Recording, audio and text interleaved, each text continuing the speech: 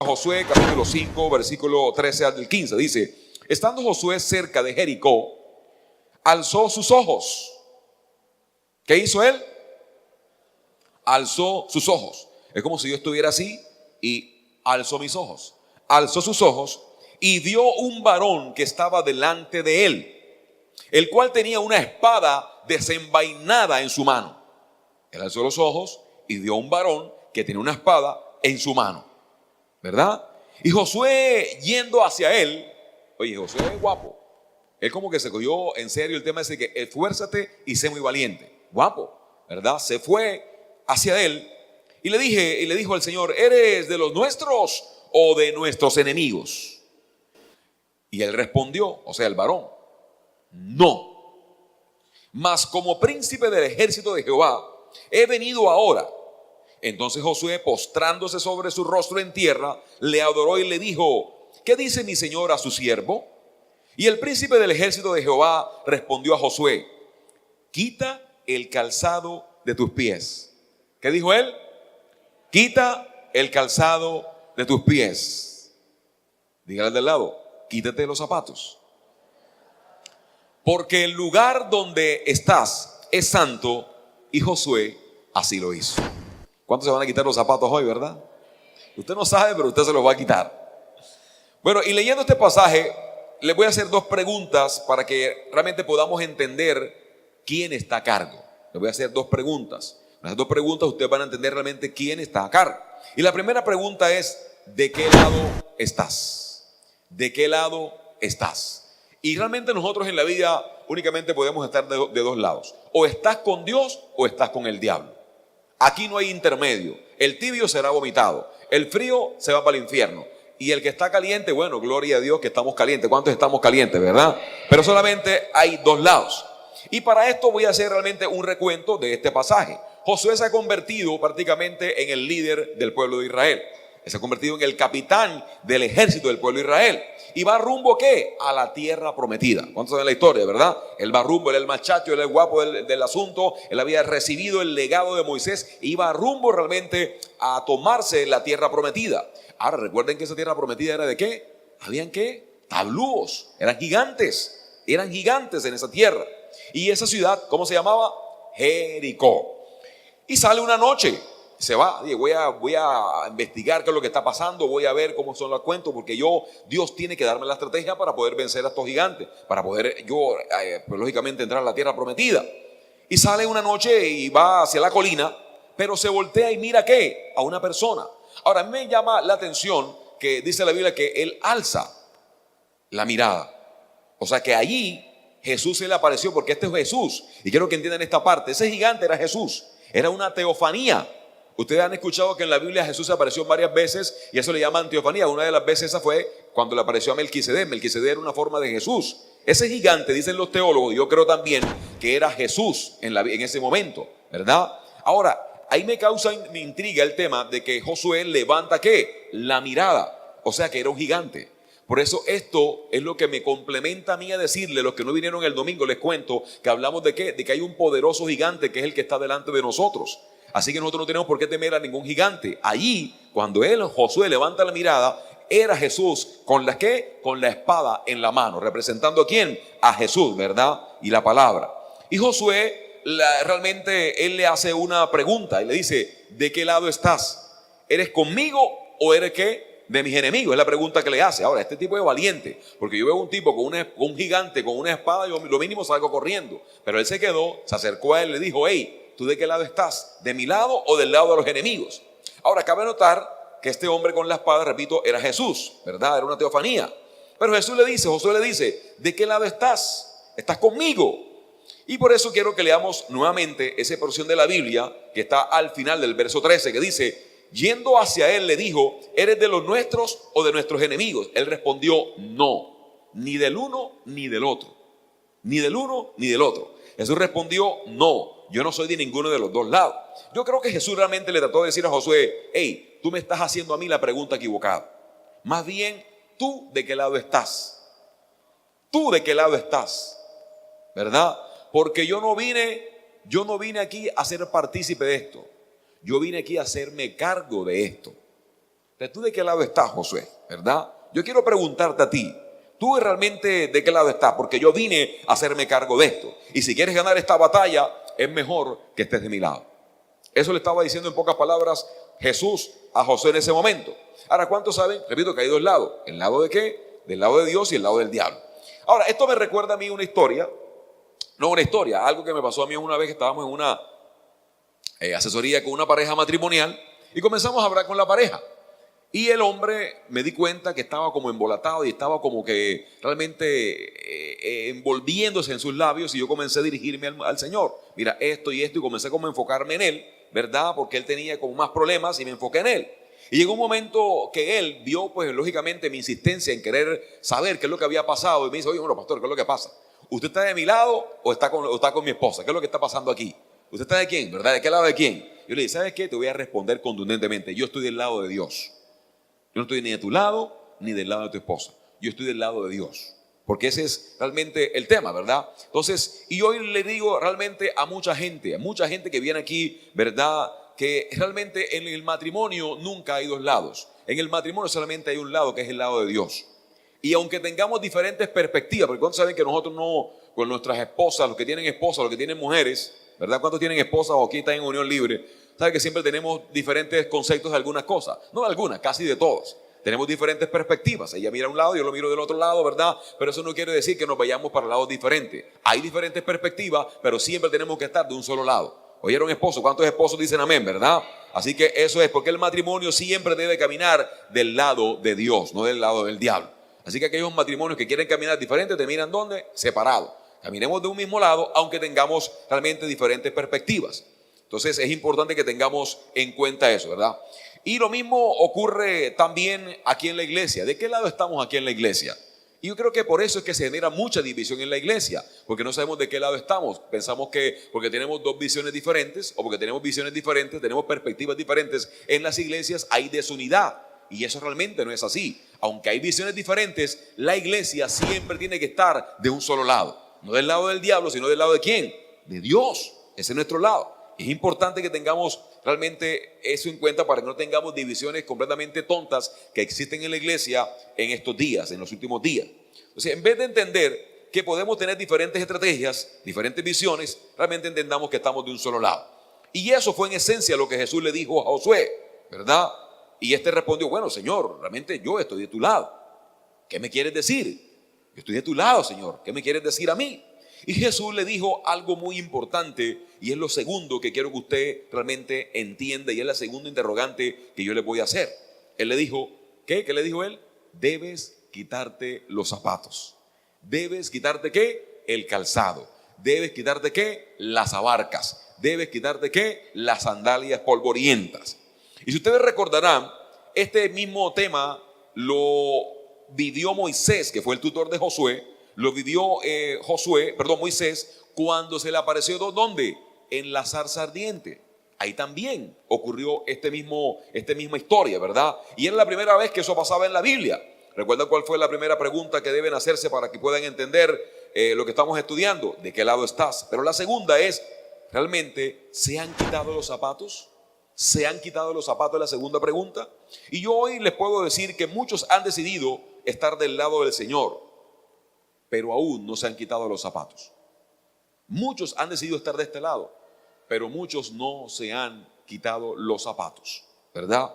Y durante los próximos minutos voy a tratar de explicarles a ustedes, según la Biblia, qué significa quitarse los zapatos. ¿Cuántos quieren saber qué significa quitarse los zapatos? Yo sé que les va a gustar ahora que entendamos este tema.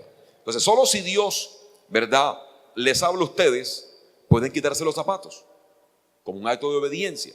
Y yo creo que si Dios le habla en esta noche, yo quiero que usted lo haga como acto de obediencia. Todavía no, pero yo quiero que lo haga porque sé que Dios nos va a hablar muy directamente y vamos a entender qué Dios quiere decirnos cuando habló de quitarnos los zapatos. Y yo sé que mucha gente está en la iglesia, pero mucha gente no se ha quitado los zapatos, ¿verdad? Les voy a explicar realmente lo que significa y quiero que vayamos a Ruth, capítulo 4. Ruth, capítulo 4. Está luego del Pentateuco, viene Josué, viene Jueces, viene Ruth, ¿verdad?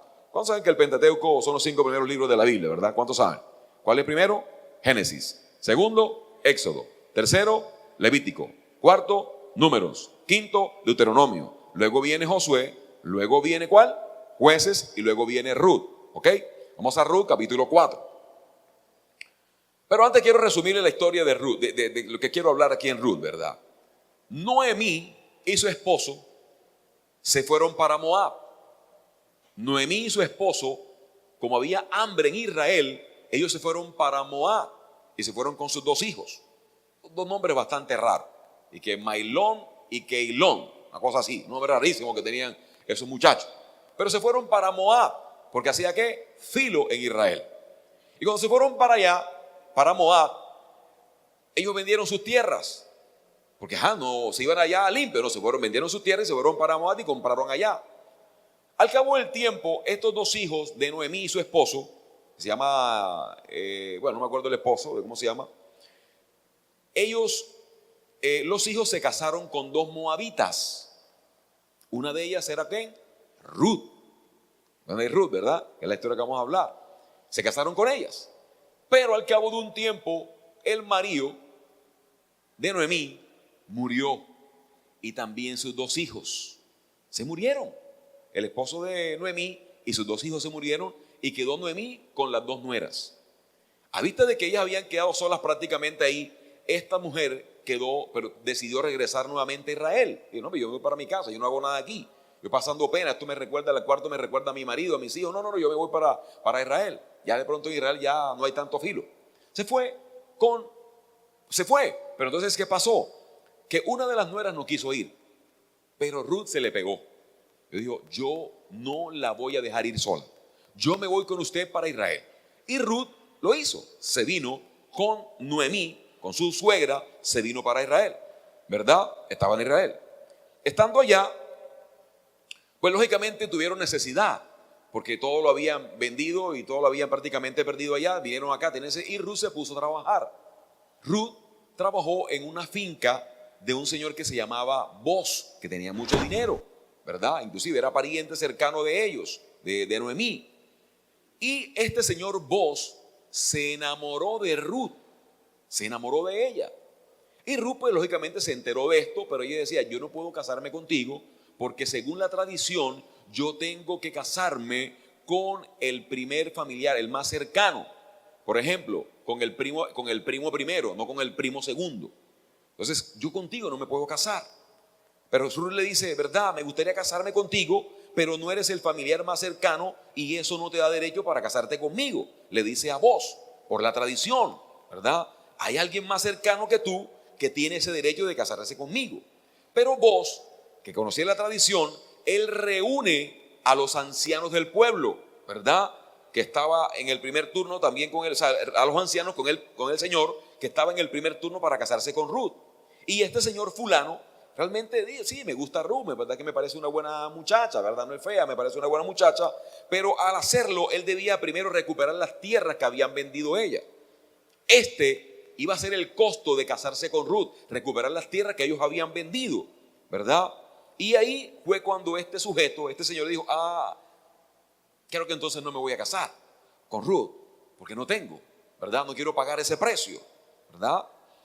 Y yo quiero realmente, antes de continuar ya entrar al versículo de Ruth, quiero aprovechar este tema para decirle a los jóvenes lo siguiente.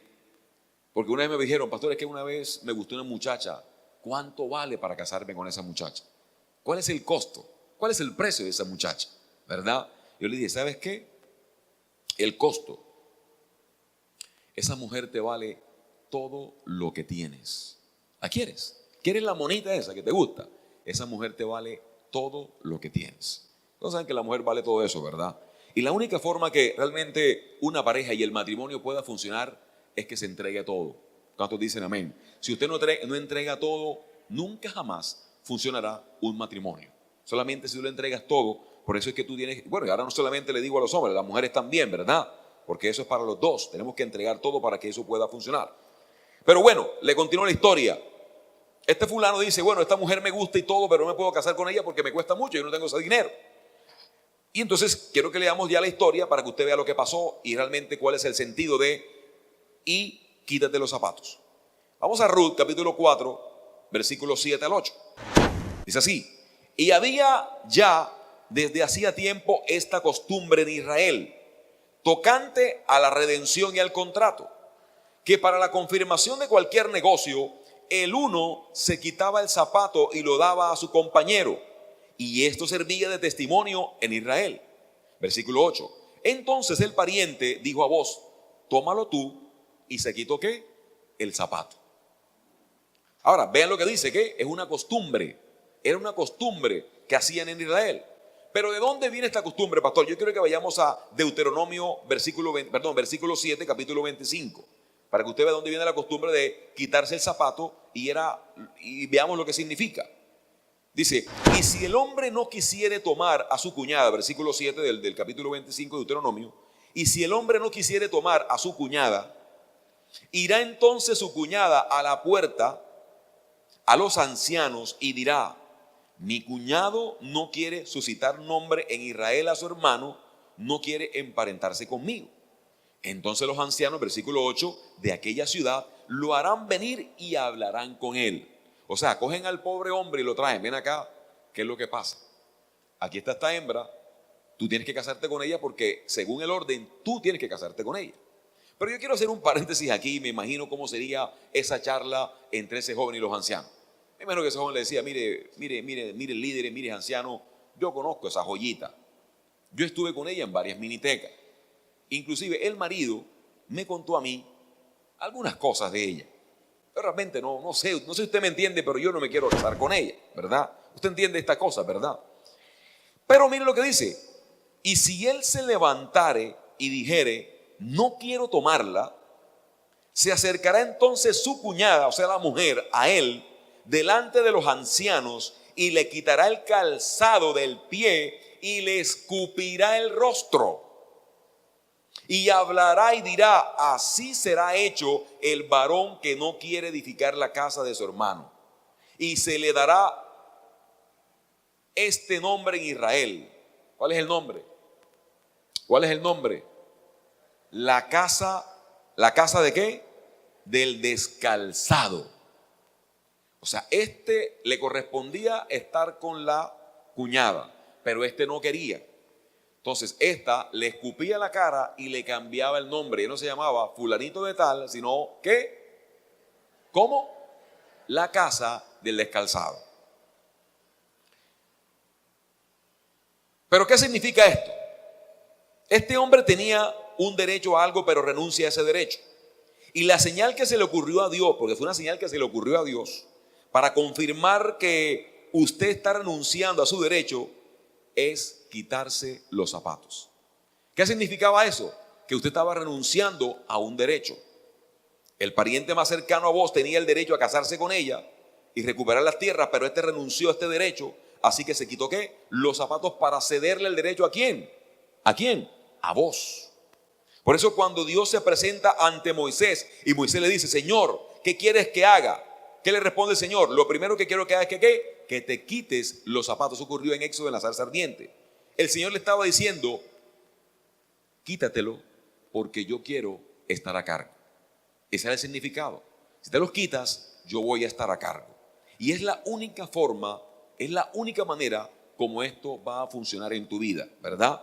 Y Moisés, pues, lógicamente no lo entendió en ese momento, pero él en su camino por el desierto, el Señor y siguió, ¿verdad? Y el Señor les dio las leyes para que cuando Jesús apareciera, en ese momento que le apareció Josué en aquella colina, ¿verdad? Y le dijera, quítate los zapatos, él supiera realmente lo que eso significaba.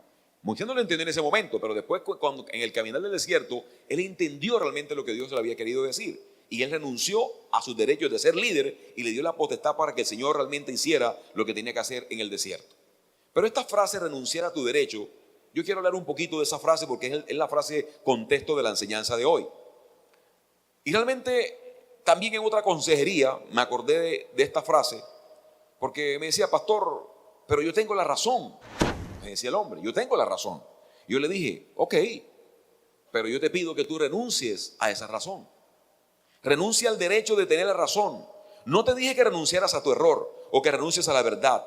No se trata de eso. Quizás tengas la razón, pero yo hoy quiero que renuncies a ella. Y eso es lo que pasa en un matrimonio. Yo renuncio, ¿verdad? A tener la razón para que Dios se haga cargo. Cuando tú en una discusión de pareja, tú renuncias, que es lo que hemos dicho varias veces aquí, es mejor pierde un argumento, pero no pierda la relación. Y a veces a las mujeres no hay que entenderlas, hay que amarlas. Así que mejor que renuncia a la razón, ¿verdad? Para que Dios se tome el control. ¿Cuántos han escuchado que que Jesús es el pegamento del matrimonio? Ok, entonces pierda el argumento, pierda la razón, entréguele esa responsabilidad y usted haga así, para que Él se encargue de la situación. Y cuando Él está en medio, todo es posible. ¿Cuántos dicen amén? Entonces yo quiero decirles algo importante. Tu vida no va a funcionar si Dios no está a cargo de ella. No va a funcionar. Y por eso este es el tiempo de ¿qué? De quitarnos el calzado. Ahora, ¿quién está a cargo de su matrimonio? ¿Quién está a cargo del negocio? ¿Quién está a cargo de las finanzas? ¿Quién está a cargo realmente de tu liderazgo? ¿Quién está a cargo de tu futuro? ¿Quién está a cargo de tu familia? El Señor está a cargo de ella. Y este es el tiempo de ¿qué? De cederle ese derecho al Señor, que fue lo que hizo en un momento dado que Josué se quitó el calzado para que el Señor se encargara. Mire, si eso no ocurre, lo que hizo Josué, él nunca hubiera entrado a la tierra prometida, jamás. Pero él dijo, yo me quito el calzado para que el Señor ¿qué? Ocupe su lugar, ¿verdad? Ahora, ¿cuántos aquí le cederían ese derecho a Jesús? ¿Cuántos aquí se lo cederían? ¿Cuántos se quitarían los zapatos para que le cedan ese privilegio al Señor de que Él se encargue de todas las cosas? Y buscando en la Biblia, quiero que veamos algo que me impactó y quiero que vean la relación que hay sobre el tema de que estamos hablando hoy. Y les voy a hacer una pregunta que muchos vivieron hace unos días aquí porque el domingo hicimos el lanzamiento. Hicimos el lanzamiento en el segundo servicio. ¿Y qué fue lo que hicimos en el lanzamiento? Lo primero que hicimos, ¿qué fue lo que hicimos? ¿Qué fue lo que hicimos? Lavamos los pies. ¿Qué fue lo que hizo Jesús en la última cena? Lo primero que hizo en la última cena. Le lavó los pies a sus discípulos. Y ahí es donde quiero que vayamos, ¿verdad? Y algo que entendí que para que usted pueda lavar los pies, ¿qué es lo primero que tiene que hacer? Quitar los zapatos. Ahora, ustedes saben que en ese momento, que lo hablábamos el día de la enseñanza, ¿quién se le acercó a Jesús? ¿Quién se le acercó a Jesús? ¿Quién se le acercó? Pedro. Pedrito se le acercó. El gran Pedro se le acercó a Jesús. Y le dijo, Señor, tú no me lo vas a lavar los pies a mí. No me los vas a lavar. Vayamos a Juan, capítulo 13, versículo 8, para que ustedes vean lo que pasó allí. Juan 13, 8. Pedro le dijo, no me lavarás los pies jamás. Jesús le respondió, si no te lavare, no tendrás parte conmigo.